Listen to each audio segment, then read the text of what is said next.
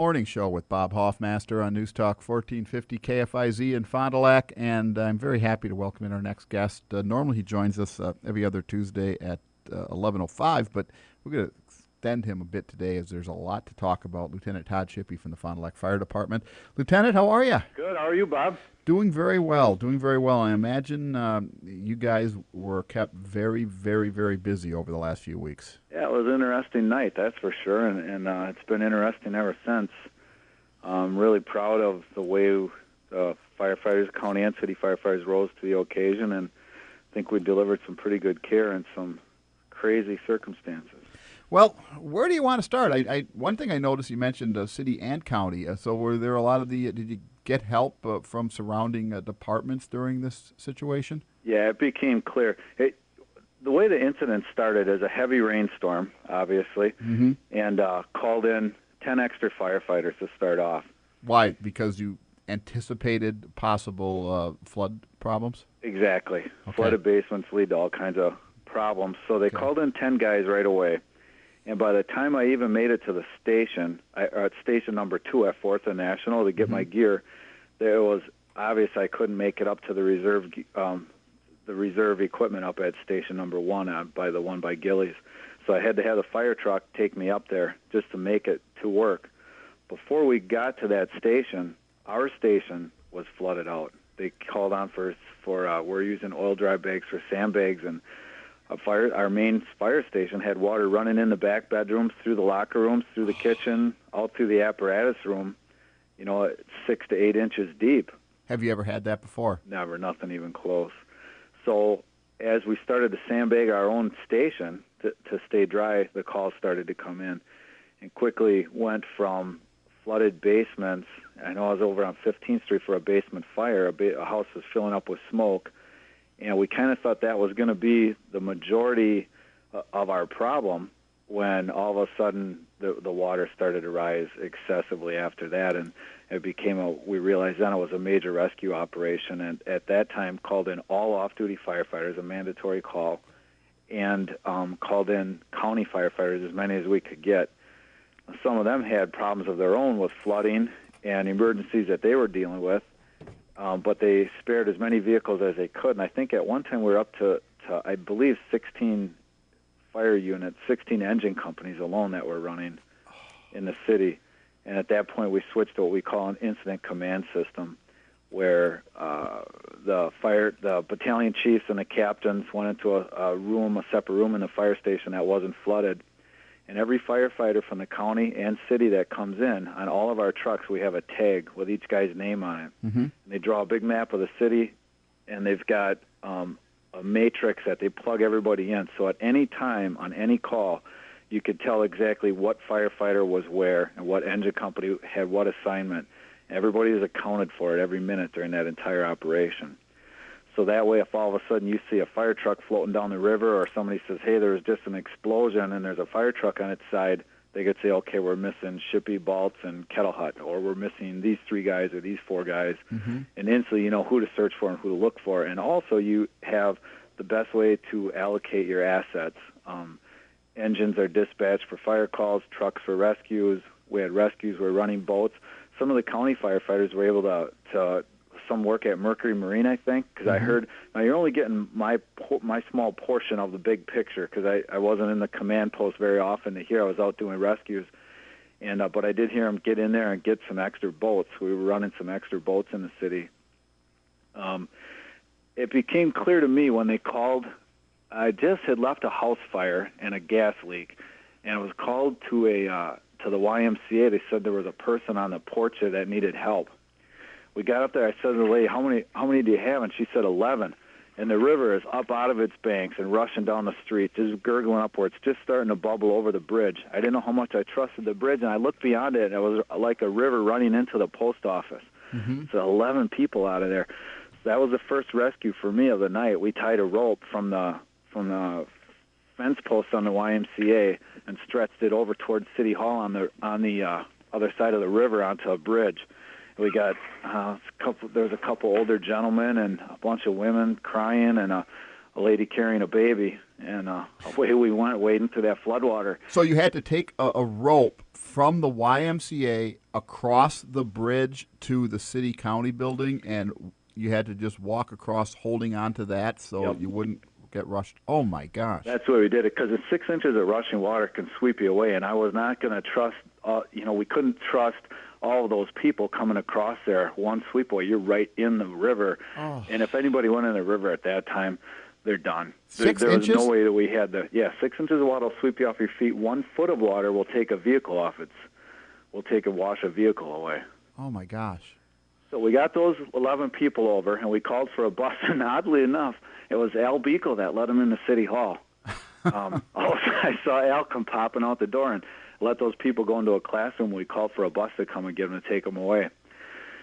Right after that, calls came in to the point where we had to stack calls, where we just didn't have guys to answer them, from usually gas leaks. And at the same time, I had called to have a section of the city of the gas shut off, or a couple houses shut off.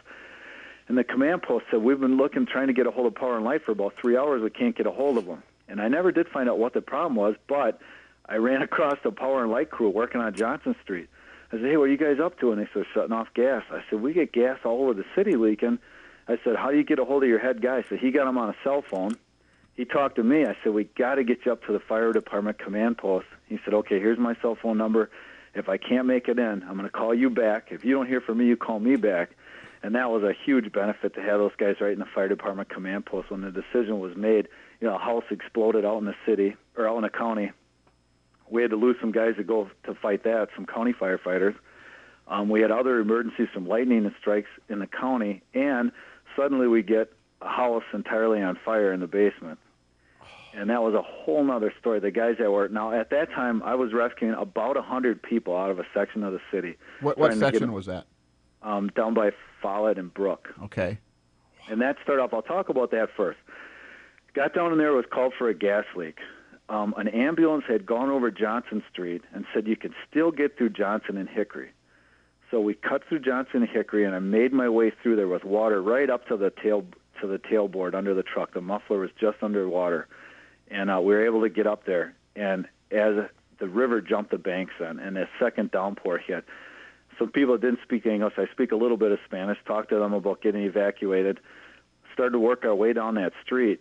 And a couple people didn't want to be evacuated initially, but there were some handicapped people and a lady with babies and another lady babysitting some grandchildren, and they needed it, and there was no way. The water was way too deep. It was up to our chest. So I called for a boat, and I kept thinking to myself, this doesn't seem real. This seems like something that happens in another city that you see on TV. And so we started loading people in this boat and getting them out of there. And people, I think, were underestimating the magnitude of the flood, because as we'd get the rest of the people on the back part of the street, more and more people started to call I do need to be evacuated out of here. Long story short, we took about 100 people out of there. And in that area of town, when you go up to a house, it was a little bit taken aback because they have extended families living there, not as high income. You'd say, okay, how many do you have in there? 6. How many do you have in there? 9. It's like, holy smokes. That's a lot of people to put in the small inflatable rafts that we have. Now, where'd you get the rafts? Are those your rafts? Is that the fire department? Yep, we have 2, and then I think the police had 1, and then we got the rest of them from Mercury Marine, I believe. Yeah, I read that. The Mercury Marine donated those for the night. That had to be a huge help. That was a huge help, because it got to the point where you couldn't walk anymore. You had to more or less swim, and then it got to the point where you couldn't push we were pushing the boats up to the front doors. We'd kick off the railings and stuff to get it up for some of the really old people that couldn't get in, and carry them in, and then babies, people handing babies, and turn around. And down in that area, a couple guys had rats swim right up to them. Now, I had told our listeners earlier that there are some things that you explained to me off the air last week that made my skin crawl. That is one of them. You guys, there were rats right there with you guys? Yeah, they get flooded out of those basements, and they get flooded out of the junk that they live in and stuff, and there they are. They're swimming by, too. That happens sometimes when you're crawling into a fire, too. The rats will be crawling out. It's something that a lot of people don't know. They're trying to get out while you're trying to get in. Oh, jeez. So that was long story short, this is a unique section of this. So we got about 100 people out of there on boats, and They took off, but all of a sudden, at the same time, this house fire came in while I was in the midst of rescuing these people. They couldn't get access to the house fire. Very difficult time, and they said the guys that were over there said it was the weirdest thing in the world. They had to literally stick the hose under the water in a basement window to stick it back up through the water to shoot it towards the fire. And how fire hose floats, when you pull it down the street, it floats until you charge it, then it sinks. Carrying ladders, they dropped a 35-foot ladder, couldn't find it until they tripped over it later on. And you can't sit anything down because they were in chest-deep water trying to put the house out. So that was a whole unique thing, and we really wanted to put the house out. In Oshkosh, they let two of them just burn with their flooding. They just let them burn down, but didn't have the exposures. In the section of the town that this is, there were houses that were very close to this house. So it was imperative that we put it out, or we could burn the whole block out. Now, where was that? That was down on Gould Street. Now, you mentioned the hoses. You had to push them down below the water through a basement window. How did it then go back up? Did you have to go in there? Yeah, they were sticking their arms up and through the water. And then eventually when they got it knocked down enough they felt safe, they went in the first floor, cut a hole through the floor, and then could finish putting it out. Now, how do you prepare for something like that? Is that something that has been covered in training? Is that stuff you have to do on the fly, if you will? That's stuff that comes from experience. It was a good experienced lieutenant that was over there first in. And he was saying, what do we do? What do we do? But, just a little field ingenuity and use your past knowledge of firefighting and adapt. It's basically what we do every time is adapt. And they were able to get that thing put out. And that was so important to put that fire out, or we'd have taken out that whole block. And even then he was thinking, if we go defensive and just protect this one building, how do we set our ground monitors down? How do you sit down and hold a hose on the ground that we're used to, 3-4 guys on those big hoses for that kind of fire? There's no way. It's up to our chest in water. So it's just a total mind-boggling situation to try and get that fire out, and yet so important, and at the same time having a major rescue operation going on in 2 other sections of the city. Well, I guess, you wouldn't think, if right off the top of your head, as a layperson, that you have water everywhere. You'd think fires would be the last problem, but in fact, that is one of the big ones. Yeah, that was one of the big ones because they're electric mixed with gas. And also when we were wading through it at the section of the city, I talked where there were rats and stuff. You got to remember, all those vehicles that were sitting there, the fuel leaks out and floats right to the top. So you could just smell a strong odor of gas and diesel. And you're thinking, man, one wrong spark. And luckily, Dennis, the city electrician, pulled up, and he said, hey, you guys got to be careful. There's a box down there that's a fuseless, some kind of a major electrical thing without any fuses in it. In other words, if you get near it, you're going to get jolted. Oh, my God. And I looked down and I said, man, I just walked past that about 5 feet from it to evacuate. So it was amazing. It was an amazing rescue and recovery effort. And we are trained in emergency evacuation and rescue, in that all the people that we get out, we tell them, get your medications, get your eyeglasses, get your dent. There's a certain little checklist that we go through to have people grab, so that when they show up at the evacuation centers that they were being trucked to, they have their meds, they have their things that they needed. And that's where I know that some of the four-wheel drives are running around town grabbing people. Those caused one heck of a problem from a number of different ways. Explain. One, we're trained how to evacuate somebody. So we make sure that they show up with all the things that they need. Two, the four-wheel drive goes, they hear on the scanner, I even heard at DPW that this had happened. They hear on a scanner that somebody needs rescue somewhere. We dispatch a fire crew. Meanwhile, they go grab the guy off the porch and take off. Now we show up, did they drown? Did they go back in? Are they in their basement? Did they get swept away by the current? Do they still need safe? So not only are we calling back the dispatch, tying up valuable airtime, trying to figure out who's the caller, when did they call it in, where were they from, were they at their residence? We also tie up a crew searching around to find out, is there a victim here that we don't know about? And the victim shows up at the evacuation centers without their meds, without their glasses, with all the things they need, causing Diane Capazzo to have to go to all the pharmacies to get all those medications and take care of everybody. Oh, my gosh, there's so much that happens that you don't necessarily think about. And that's incredible. And there's so much more to talk about here. Lieutenant Todd Shippey from the Fond du Lac Fire Department We only got about a minute left here, and then we'll take a break. But I want to ask you about what happens when the firefighters have their own home and family in peril. I mean, we'll talk about that maybe in this next half hour. That'll be a good one because that's where you got to have a good wife.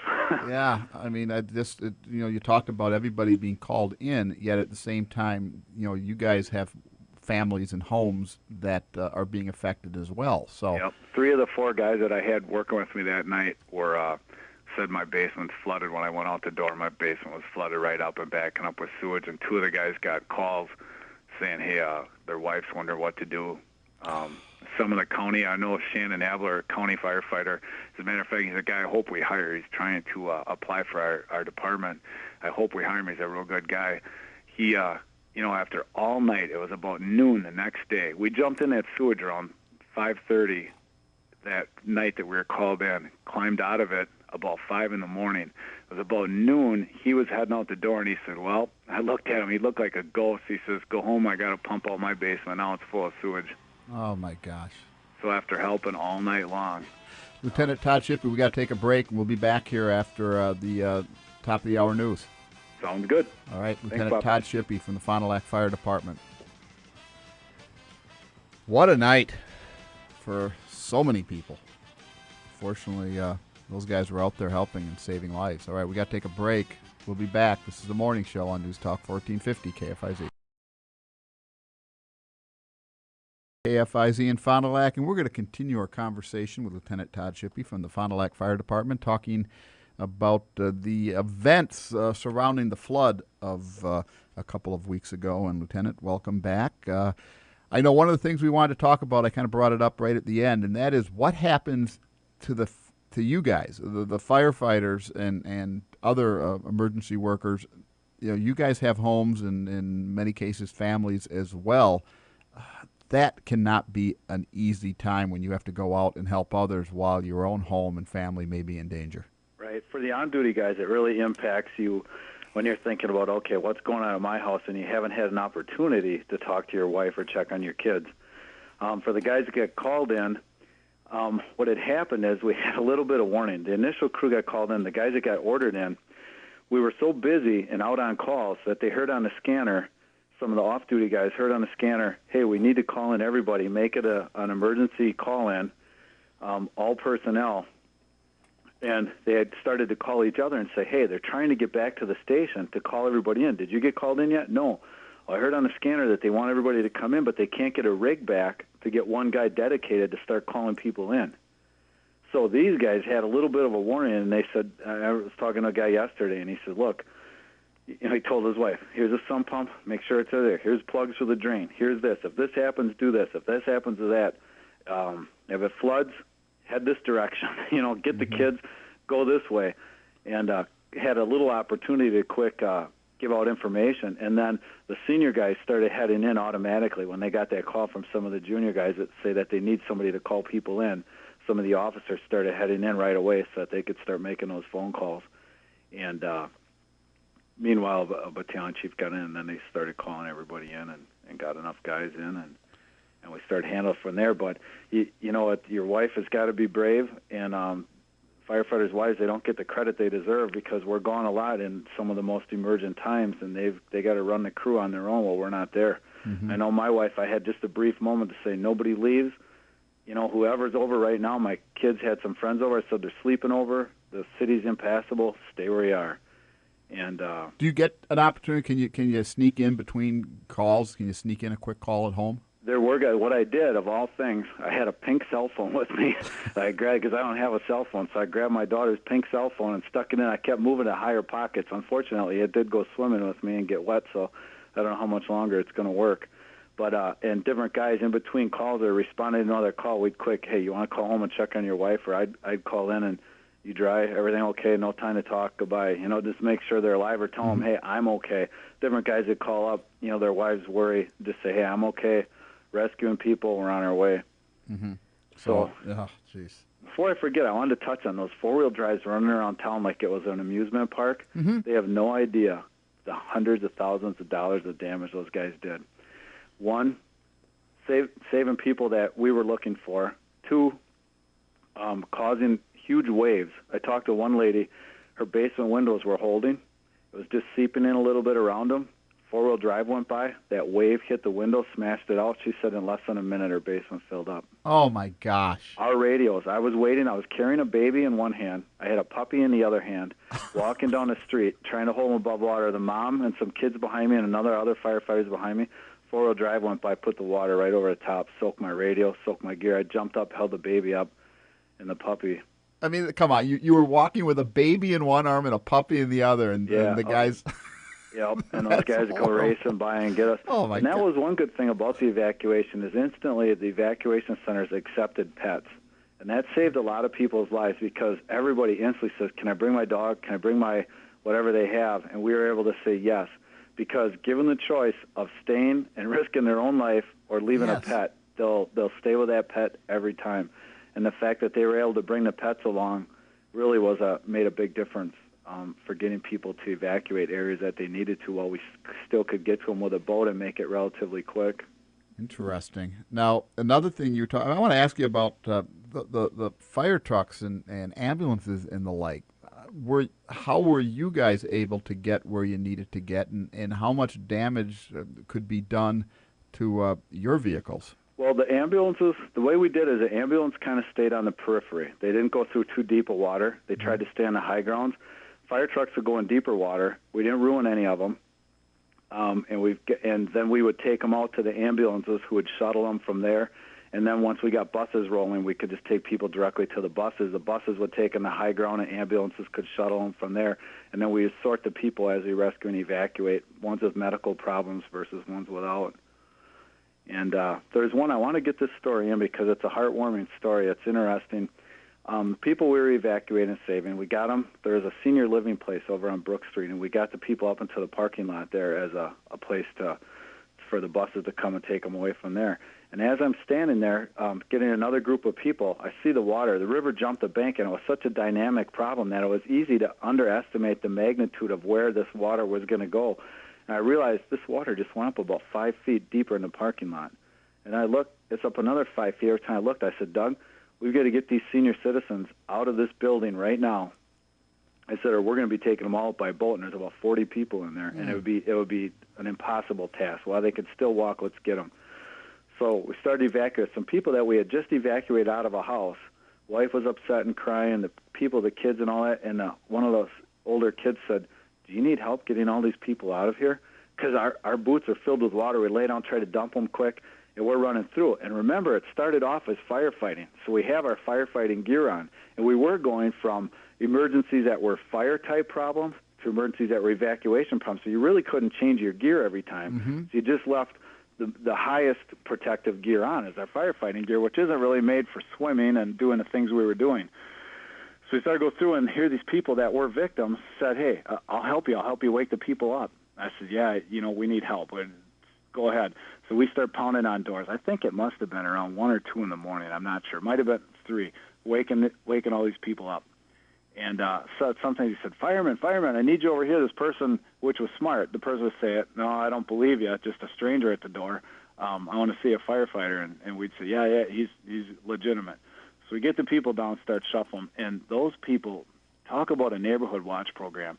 They knew each person that lived in those apartments and how many and what they needed and where they were. And we started loading them on this bus. And we get them on. I'd say, okay, is it full? No, we're missing Edna and we're missing Marvin. Wow. What room are they in? 110 and one. They give you the room number. Bang, right back over there. So we finally. This was an operation. Walkers and medications and I don't know how many things we loaded onto that bus. We finally get all the people on there, and there wasn't a chance that bus is rolling out without one of those people. They would not allow it. So we finally get everybody on. I think there was some younger people, and there were some kids and a couple babies in there. The bus rolls away, and I remember just looking at that bus as it was going through some super high water, and I was thinking, just said a little prayer thinking, please let that bus make it to the high ground without getting swept away or anything. All of a sudden, it stops. What in the world? And the thing's sitting there for a while, so there we go, trudging toward the water towards it. I thought, did it break down, or what's wrong with it? Here these people look down the street, and they see a family coming down the street carrying little kids rolling behind and carrying a baby. and there was about 6 to 8 more people. And those people on that bus said, no way were they going to let that bus driver leave and just save themselves. They stopped that bus and said, wait, we got to get these people on board. We got to save them. So here, I mean, it really is the greatest generation. They could have easily just took off. I mean, that bus was full, and their walkers and all, and there was no way that they're going to let that driver drive out of there without getting these extra people on. And the people from down there, you know, they're used to a lot of problems and hardships, and I just can remember seeing in their eyes this look of, well, you know, what next? They weren't as panicked as you would think, and they just wouldn't. And I remember I looked right at that lady. She was carrying a baby, and she had her little kids behind her, and the husband was carrying another kid. And in they went, and they all loaded on the bus, and away it went. And I remember thinking, it really is the greatest generation of all right there. You know, not only got themselves, but and we're worried about the other people and saved some more right there. Unbelievable. Unbelievable. And then the night didn't necessarily end there, and I imagine there were a lot of problems aftermath as well. I mean, when did you guys finally get, were you able to finally kind of relax, if you will? Well, I got about 5 o'clock in the morning, my crew got called in for a break, and we really were running on adrenaline. I mean, I would have kept going, but the calls, there was a little bit of a lull in the calls there, and we came back for a break. And then what they do is they keep track of all those engines, and they just have you stacked, and the top one goes out, and then the second, third, and they just keep rotating you around like that, so that the guy gets a break by the time your engine floats to the top again. Prior to that, I just hung out in the center of the city and was just taking whatever call was near me. So after that, then it slowed down, and you know we went on less calls. But I know that they kept coming in. Then as soon as it got light out, our regular emergencies kept coming in from, you know, heart attacks to PMBs. But about noon the following day, because I had to come back at 8 the next day to work. So about noon that following day, some of us got to go home, and then at about 4 in the afternoon, I think the rest of the extra guys went home. Well, that night, I came in the next morning, those guys got pounded all night long, and I felt sorry for one firefighter after being up, basically up the whole, he got called in and then worked that day. So about 36 hours up, that morning they got a heart attack call. A person was pulseless and not breathing, and it was his buddy's mom or a friend of his mom, and they worked, and unfortunately they weren't able to resuscitate her. And he said, man, it was tough, Todd. He said, I was giving a guy a hug on the way out the door and no sleep, and he said that was a tough one. Now, I got to ask as well before we let you go here, have you in your career have you ever had anything close to this? Not just from the weather, you've already established it, you've never had a flood situation like this, but has there ever been quite as hectic a period of time in your career? No, not the magnitude of the number of calls and the complexity and nature of the dynamic, changing, complex problem, and multiple problems from fire and major evacuations at once. Nothing even close. And nobody, I believe it. We didn't lose anybody, right? No, we didn't lose anybody. Even the guy who fell in the river, and we worked we got him out of there, and everybody was accounted for. And going forward, I really am proud of the job that was done. That is just amazing. When you hear some of these things, and I think we get some sort of an understanding when you walk around or drive around the city and you see the damage that many people had to deal with. But those of us that were fortunate enough not to have to, evacuate or didn't see the water rising, 8 feet in our basement, that sort of thing, maybe we can't quite understand how close a lot of people were to dying. Oh. And that's the part that kept getting me is we had so many firefighters working in so many areas that I kept thinking normally just one of these little things would be a major problem, and we'd call for backup or call for help. I remember looking at the county firefighters and myself and thinking, we're it. There's no backup. There's no anything. We've got all these people, and we got to get them out, and this is it. We're it. There's no way to call for more help or more anything. It's either we get them or they die and we die. So we time to just man up and get them out. Lieutenant Todd Shippey, thanks so very much for making some extra time. That was very, very interesting. If there's anything else you want to touch on, we have a couple minutes if you need anything else. Oh, we had that following day where he came in and we had a person took an overdose accidentally. It was when we showed up, they weren't breathing. We still had all our stuff was wet and running around, and totally blue. And this always blows my mind. It was a narcotic overdose, and we carry a drug that when I worked in a bigger city, we used all the time called Narcan, and it's an antagonist to narcotics. So we grabbed that girl. I was giving her air through an ambu bag, and the paramedic is real good. Rick Ferris stuck in an IV, grabbed the Narcan without even taping it down, shot the Narcan in, and I looked down at her stomach. She was in the shower, so she didn't have her shirt on. I looked down at her stomach. I saw it twitch a couple times and twitch a couple more. I was in, bam, diaphragm woke up, and she started breathing right there. And just a textbook perfect save. And it's just like, it really felt good after all the things that we had been through and all the saves that we did have, but it was like that call could not have gone more smooth. And just a perfect example of how firefighter-based paramedics work, and just a really slick save, and we were real happy with that. Lieutenant Todd Shippey, great stuff, and we'll talk in a couple of weeks, but hopefully things are a little more calm for you guys here between now and the next time we talk. Thanks, Bob. Well, take care, and we'll talk to you in a couple weeks. Great stuff. Thank you. Take care. Bye. Lieutenant Todd Shippey from the Fond du Lac Fire Department. I knew that would be interesting, and it certainly was. Amazing stories. We'll be back. This is The Morning Show.